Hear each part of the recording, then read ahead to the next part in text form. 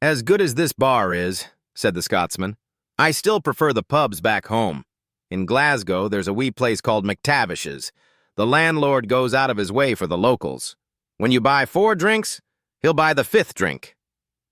"Well, Angus," said the Englishman, "at my local pub in London, the Red Lion, the barman will buy your 3rd drink after you buy the first 2.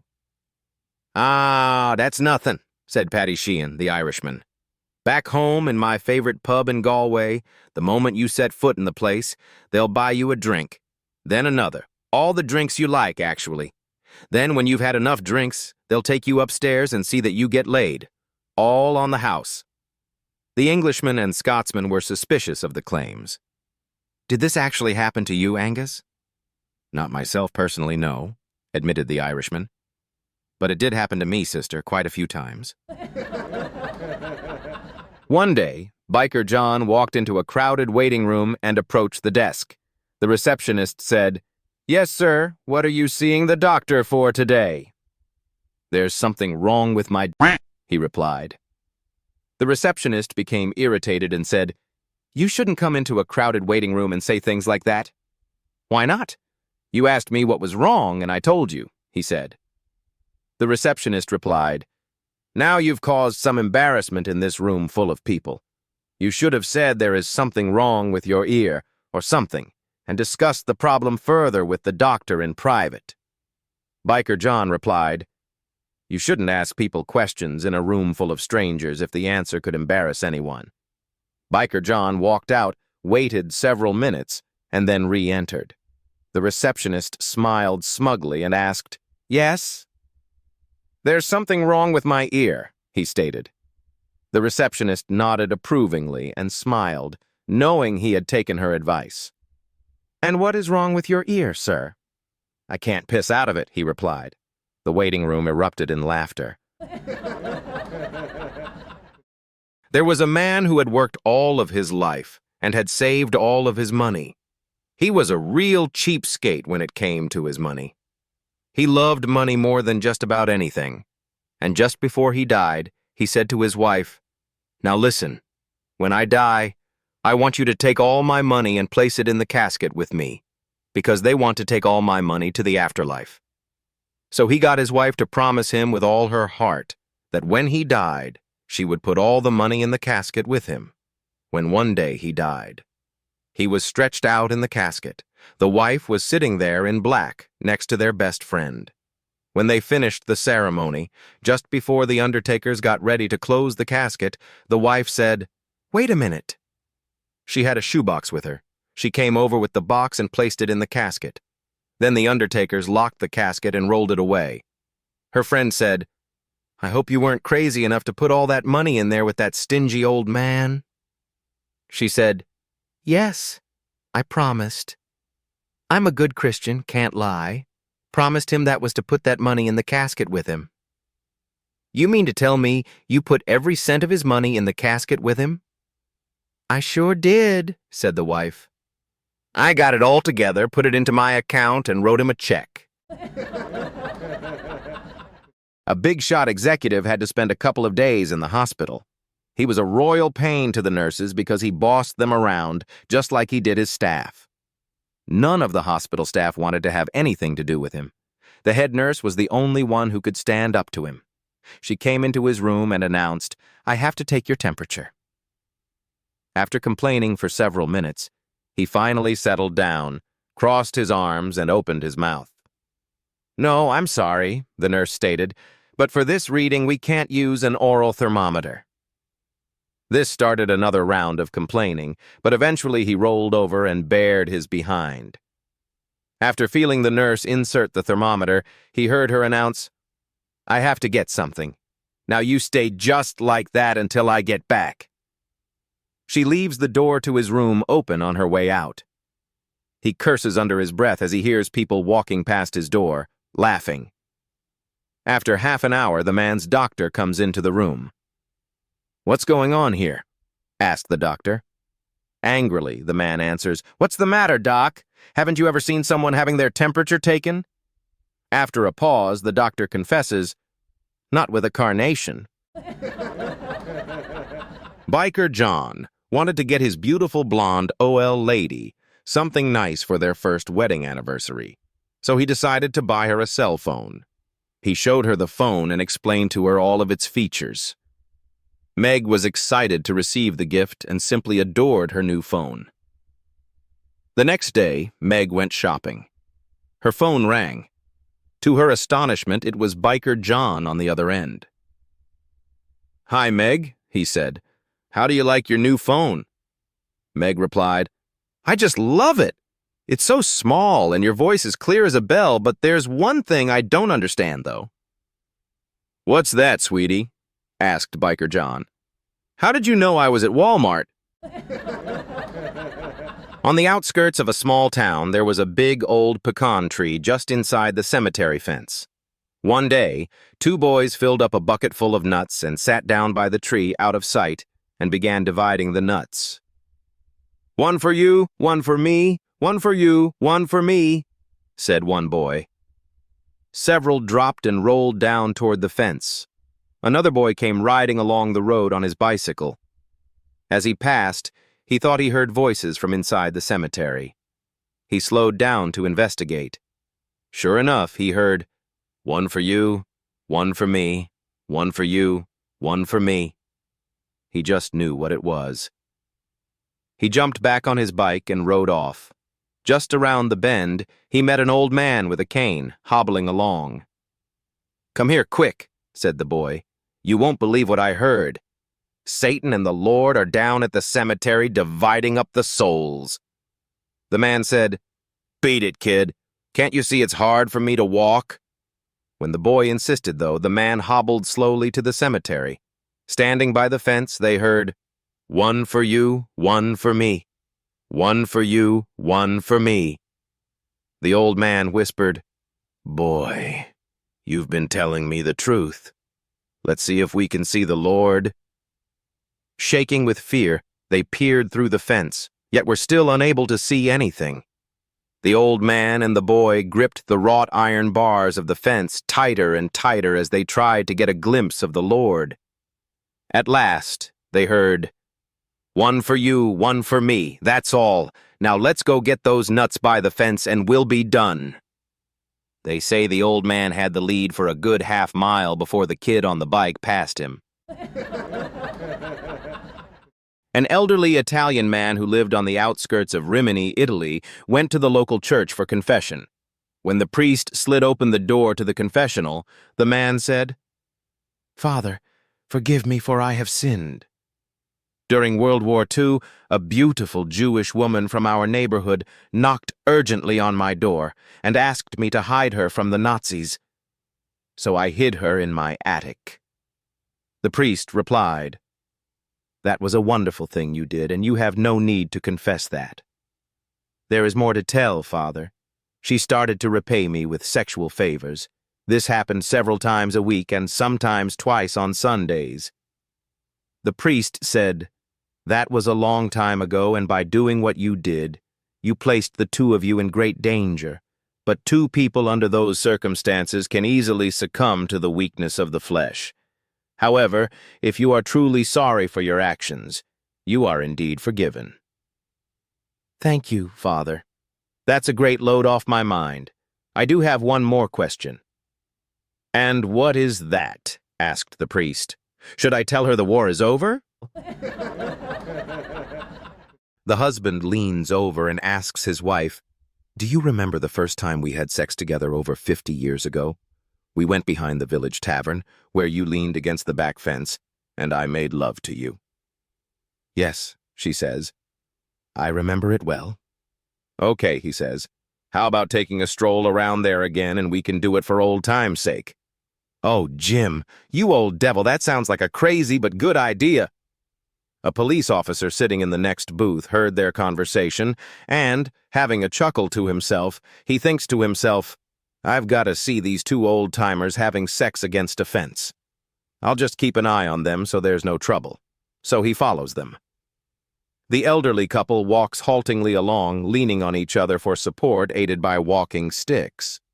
Finally, they get to the back of the tavern and make their way to the fence. The old lady lifts her skirt and the old man drops his trousers. As she leans against the fence, the old man moves in. Then suddenly they erupt into the most furious sex that the policeman has ever seen. This goes on for about 10 minutes while both are making loud noises and moaning and screaming. Finally, they both collapse, panting on the ground. The policeman is amazed. He thinks he has learned something about life and old age that he didn't know. After about half an hour of lying on the ground recovering, the old couple struggle to their feet and put their clothes back on. The policeman is still watching and thinks to himself, "This is truly amazing. I've got to ask them what their secret is." So, as the couple passes, he says to them, "Excuse me, but that was something else. You must have had a fantastic sex life together. Is there some sort of secret to this?" Shaking, the old man is barely able to reply. 50 years ago, that wasn't an electric fence. There was a young virgin that was going out on a date for the first time, and she told her grandmother about it. Her grandmother says, "Sit here and let me tell you about those young boys. He is going to try to kiss you. You are going to like that, but don't let him do that."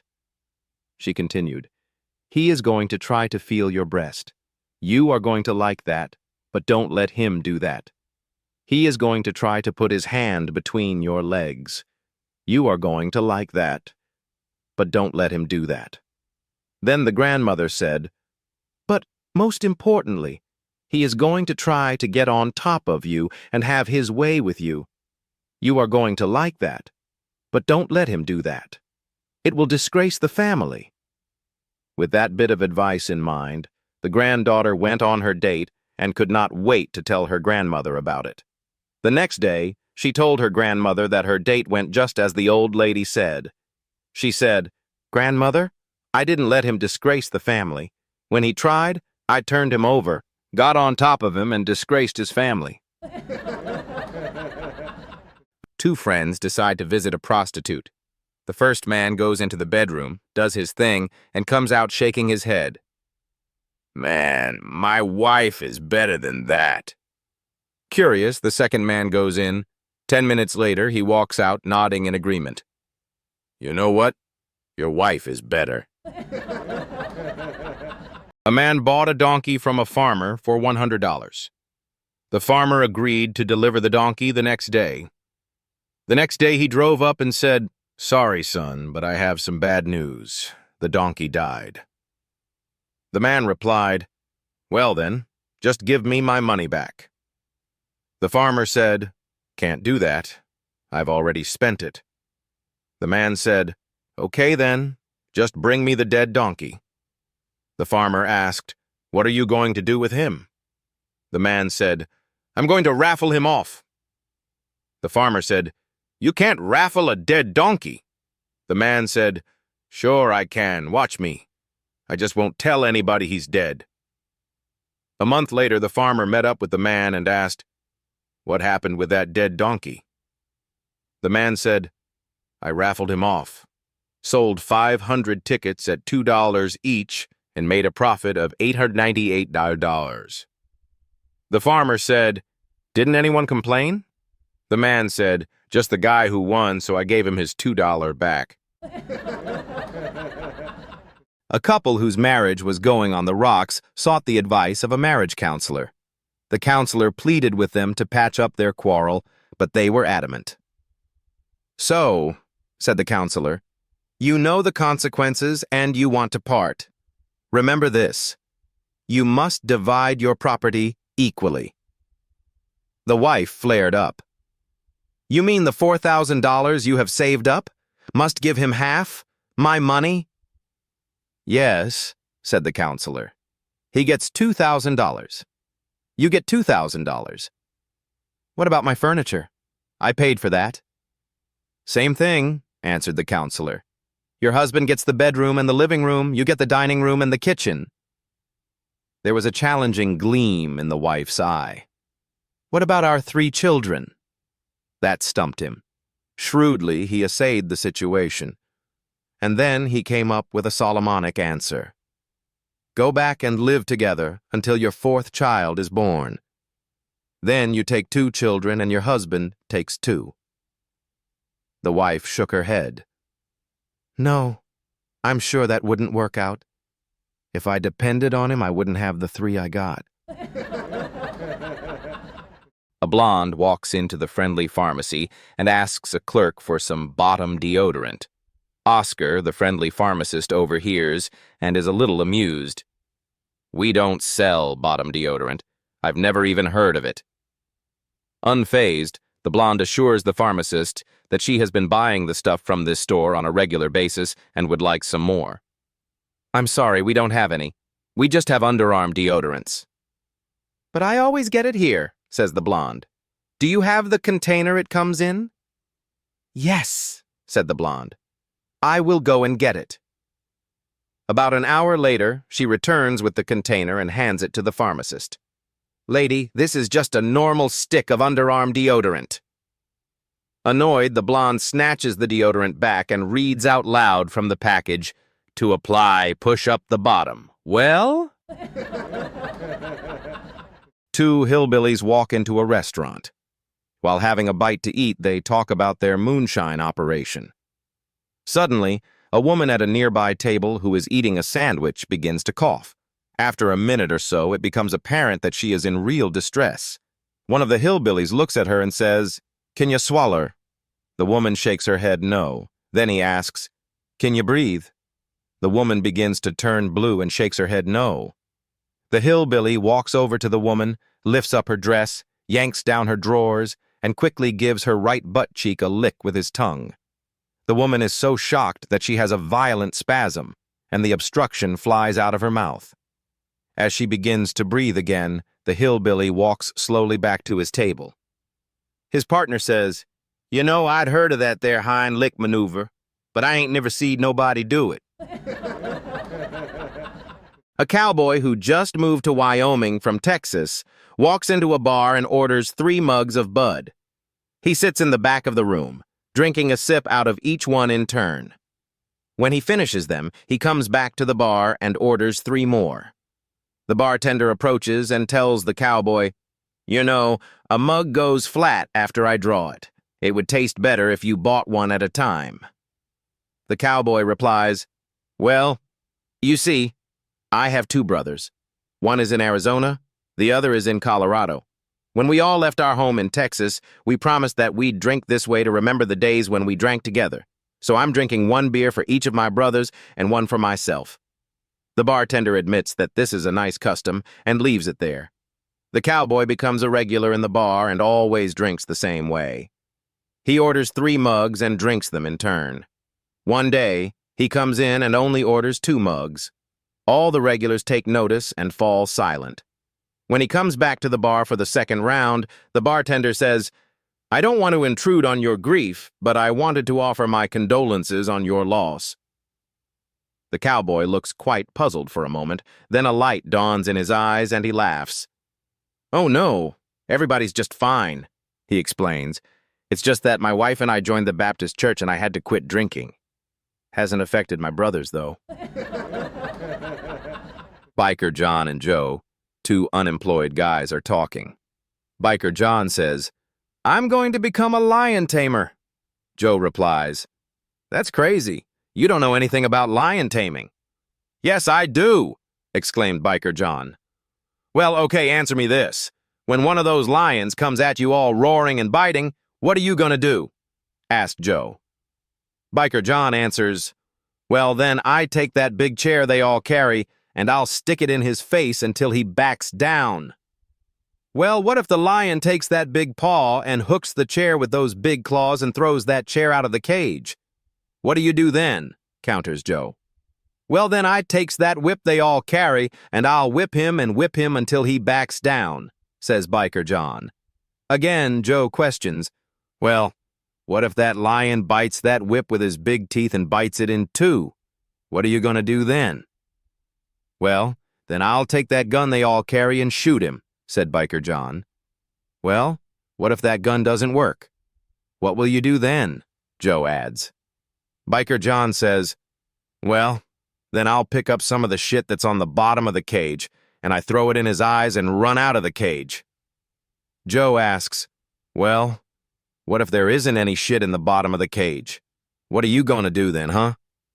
Biker John smiles and says, "Well, that's dumb, because if that lion comes at me and he throws the chair out of the cage and he bites the whip in two and my gun doesn't work, there's going to be some shit on the bottom of that cage. You can damn well bet on that." An old, tired-looking dog wandered into the yard. I could tell from his collar and well-fed belly that he had a home. He followed me into the house, down the hall, and fell asleep in a corner. An hour later, he went to the door, and I let him out. The next day, he was back, resumed his position in the hall, and slept for an hour. This continued for several weeks. Curious, I pinned a note to his collar. "Every afternoon, your dog comes to my house for a nap." The next day, he arrived with a different note pinned to his collar. "He lives in a home with 10 children. He's trying to catch up on his sleep. Can I come with him tomorrow?" This is a story about a couple who had been happily married for years. The only friction in their marriage was the husband's habit of farting loudly every morning when he awoke. The noise would wake his wife, and the smell would make her eyes water and make her gasp for air. Every morning she would plead with him to stop ripping them off because it was making her sick. He told her he couldn't stop it and that it was perfectly natural. She told him to see a doctor. She was concerned that one day he would blow his guts out. The years went by and he continued to rip them out. Then one Christmas Day morning, as she was preparing the turkey for dinner and he was upstairs sound asleep, she looked at the innards, neck, gizzard, liver, and all the spare parts, and a malicious thought came to her. She took the bowl and went upstairs, where her husband was sound asleep, and gently pulling the bed covers back, she pulled back the elastic waistband of his underpants and emptied the bowl of turkey guts into his shorts. Some time later, she heard her husband wake with his usual trumpeting, which was followed by a blood-curdling scream and the sound of frantic footsteps as he ran into the bathroom. The wife could hardly control herself as she rolled on the floor laughing, tears in her eyes. After years of torture, she reckoned she had gotten him back pretty good. About 20 minutes later, her husband came downstairs in his blood-stained underpants with a look of horror on his face. She bit her lip as she asked him what was the matter. He said, "Honey, you were right all these years. You have warned me and I didn't listen to you." "What do you mean?" asked his wife. "Well, you always told me that one day I would end up farting my guts out, and today it finally happened. But by the grace of God, some Vaseline, and 2 fingers, I think I got most of them back in." A man, while playing on the front 9 of a complicated golf course, became confused as to where he was on the course. Looking around, he saw a lady playing ahead of him. He walked up to her, explained his confusion, and asked her if she knew what hole he was playing. She replied, "I'm on the 7th hole, and you are a hole behind me, so you must be on the 6th hole." He thanked her and went back to his golf. On the back 9, the same thing happened, and he approached her again with the same request. She said, "I'm on the 14th hole. You are a hole behind me, so you must be on the 13th hole." Once again he thanked her and returned to his play. He finished his round and went to the clubhouse, where he saw the same lady sitting at the end of the bar. He asked the bartender if he knew the lady. The bartender said that she was a saleswoman and played the course often. He approached her and said, "Let me buy you a drink in appreciation for your help. I understand that you are in the sales profession. I'm in sales too. What do you sell?" She replied, "If I tell, you'll laugh." "No, I won't." "Well, if you must know," she answered, "I work for Tampax." With that, he laughed so hard he almost lost his breath. She said, "See, I knew you would laugh." "That's not what I'm laughing at," he replied. "I'm a salesman for Preparation H, so I'm still a hole behind you." A wealthy Arab sheikh was admitted to hospital for heart surgery, but prior to the surgery, the doctors needed to store his type of blood in case the need arose. As the gentleman had a rare type of blood, it couldn't be found locally, so the call went out. Finally, a Scotsman was located who had a similar blood type. The Scot willingly donated his blood for the Arab. After the surgery, in appreciation for giving his blood, the Arab sent the Scotsman a new BMW, 5 carats of diamonds, and $50,000. A couple of days later, once again, the Arab had to go through a corrective surgery.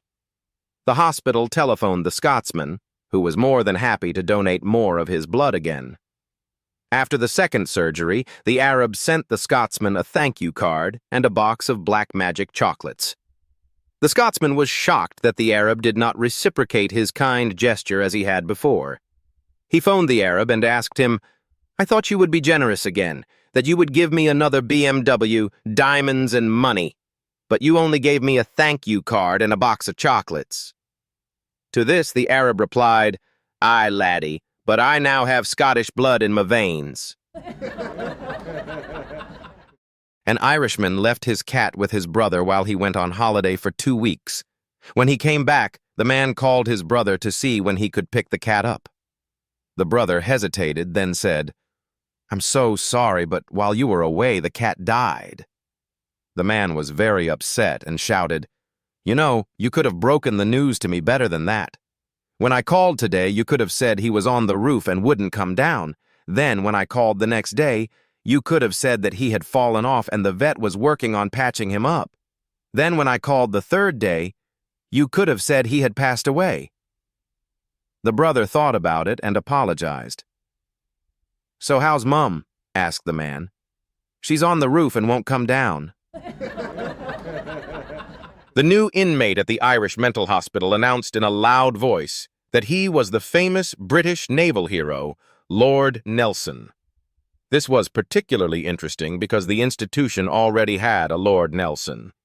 After due consideration, the head psychiatrist, an astute Irishman, decided to put the two men in the same room, feeling that the similarity of their delusions might prompt an adjustment in each that would help in curing them.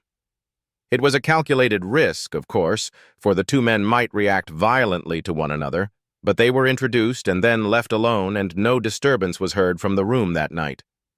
The next morning, the doctor had a talk with his new patient and was more than pleasantly surprised when he was told, "Doctor, I've been suffering from a delusion.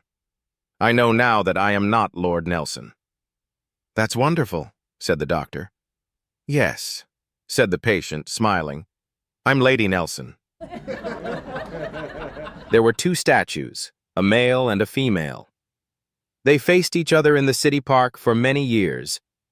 One day, an angel appeared before the statues and said, "Since the 2 of you have been exemplary statues and have brought enjoyment to many people, I am giving you the gift of life for a brief time.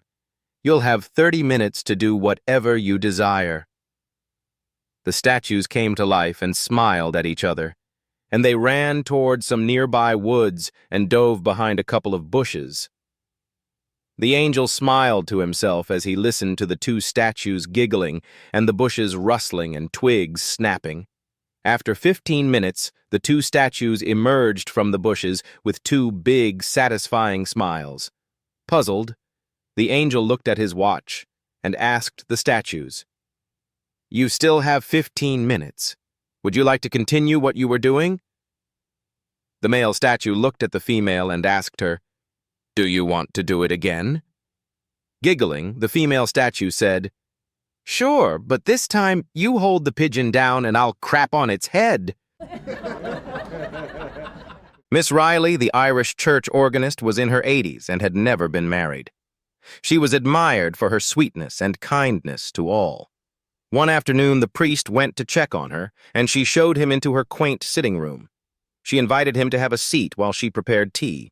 As he sat facing her old pump organ, the young priest noticed a cut-glass bowl sitting on top of it.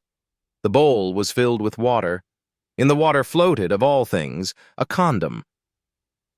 When she returned with tea and scones, they began to chat. The priest tried to stifle his curiosity about the bowl of water and its strange floater, but soon it got the better of him and he could no longer resist. "Miss Riley," he said, "I wonder if you would tell me about this," pointing to the bowl. "Oh, yes," she replied. "Isn't it wonderful?" I was walking through the park a few months ago and I found this little package on the ground. The directions said to place it on the organ, keep it moist, and that it would prevent the spread of disease. Do you know I haven't had the flu all winter?